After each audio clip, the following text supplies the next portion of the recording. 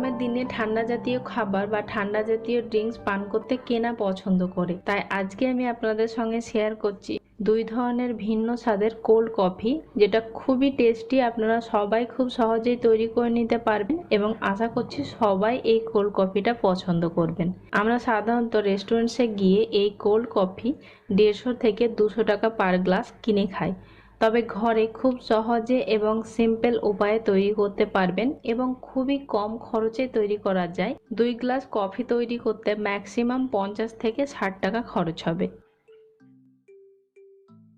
প্রথমে আমি গ্লাসগুলোকে একটু ডেকোরেট করে নেব, তাই আমি একটা গ্রেটারের সাহায্যে একটু গোটা চকলেট গ্রেট করে নিচ্ছি। এবার আমি এই গ্লাসের মধ্যে দিয়ে দিচ্ছি অল্প একটু চকলেট সস। এরকম কিনারায় কিনারায় লাগিয়ে দিলে এটা অটোমেটিক নিচের দিকে গড়ে বেশ একটু ডিজাইনের মতো হয়ে যায়, বেশ ভালোই লাগে দেখতে। তবে চাইলে আপনারা এটা স্কিপ করতে পারেন, জাস্ট এটা একটু সুন্দর লাগার জন্য।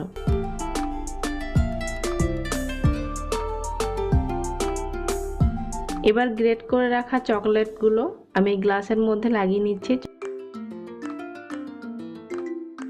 আরও একটা গ্লাস আমি চকলেট সস দিয়ে আগে থেকে রেডি করে নিয়েছি।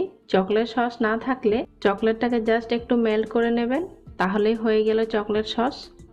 প্রথমে একটা বাউলের মধ্যে নিয়ে নিচ্ছি আমি 1 টেবিল স্পুন কফি, তার সঙ্গে আমি অ্যাড করছি 1 টেবিল স্পুন গোটা চিনি গুঁড়ো করে নিয়েছি। গুঁড়ো করে নেওয়ার পরে প্রায় এটা 1.5 টেবিল চামচ মতো হয়েছে। সেই সঙ্গে আমি অ্যাড করছি 1 টেবিল স্পুন জল। তিনটের পরিমাণ কিন্তু সমান হতে হবে, আপনি যে কোনো পরিমাণ নিতে পারেন। আমি এখানে সব কিছু 1 টেবিল স্পুন করে নিয়েছি।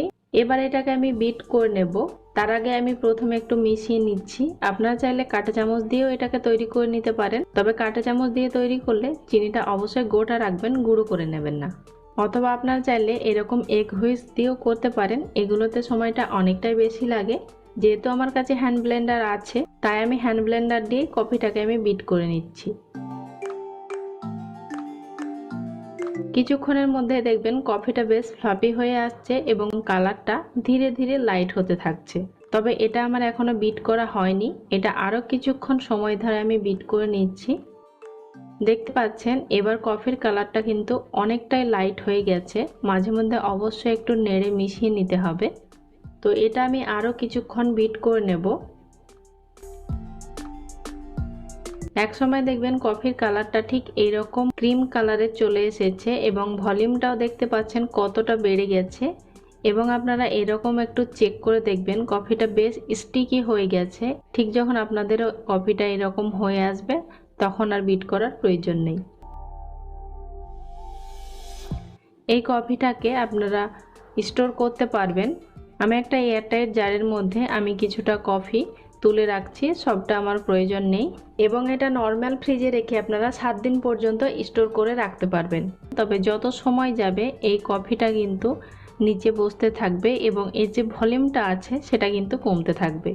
তো এখানে আমি 3 টেবিল স্পুন মতো বিট করে নেওয়া কফি অ্যাড করছি। মিল্কের পরিমাণ বুঝে কিন্তু কফিটা অ্যাড করতে হবে। এখানে যে গ্লাসটা আমি নিয়েছি এটা 300 ml এর গ্লাস। প্রথমে অল্প একটু মিল্ক অ্যাড করছি। এই মিল্কটা আমি আগে থেকেই গরম করে রেখেছিলাম এবং এটা ফুল ফ্যাট মিল্ক আছে। তারপরে আমি এটাকে ফ্রিজে রেখে চিল্ড করে নিয়েছি এবং অবশ্যই ফুল ফ্যাট মিল্ক নিতে হবে। দুধটা যত ঘন হবে কফির টেস্টটা কিন্তু ততই ভালো হবে।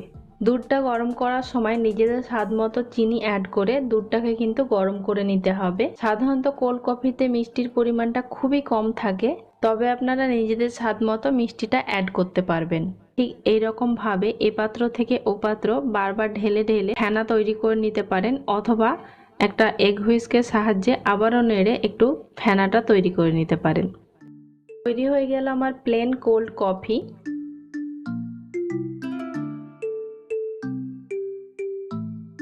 এবার আমি আপনাদের তৈরি করে দেখাচ্ছি ice cream cold coffee. 3 table spoon মতো বিট করে নেওয়া কফি নিয়েছি, সেই সঙ্গে আমি 2 টেবিল স্পুন মতো নিচ্ছি হুইপিং ক্রিম। যদি আপনাদের কাছে হুইপিং ক্রিম না থাকে তবে আপনারা প্লেন ভ্যানিলা আইসক্রিমও নিতে পারেন।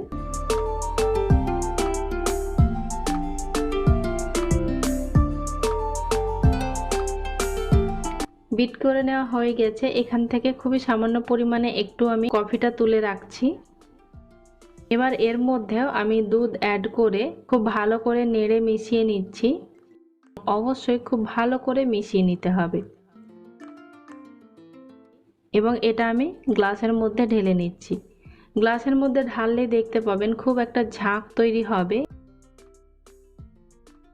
তো দুই ধরনের কফি আমার তৈরি হয়ে গেল। এবার এই কফির গ্লাসগুলো ওপর থেকে জাস্ট আরো একটু আমি ডেকোরেট করে নিচ্ছি। আমি কিছুটা চকলেট স্প্রিঙ্কেল ছড়িয়ে দিচ্ছি। এটা জাস্ট অপশনাল, জাস্ট একটু সুন্দর লাগার জন্য। আইসক্রিম কফি, সেটার মধ্যে আমি ওপর থেকে যে হুইপিং ক্রিম অ্যান্ড কফিটা বিট করে রেখেছিলাম সেটা আমি ওপর থেকে জাস্ট একটু দিয়ে দিলাম। ব্যাস, আমার দুই ধরনের কোল্ড কফি তৈরি হয়ে গেল। দুটোই কিন্তু খেতে খুবই অসাধারণ স্বাদ। বিশেষ করে আইসক্রিমটা তো অবশ্যই ভালো লাগবে। আপনারা একবার এইভাবে ট্রাই করবেন। আশা করছি আপনাদের এই কফিটা খেতে খুবই ভালো লাগবে।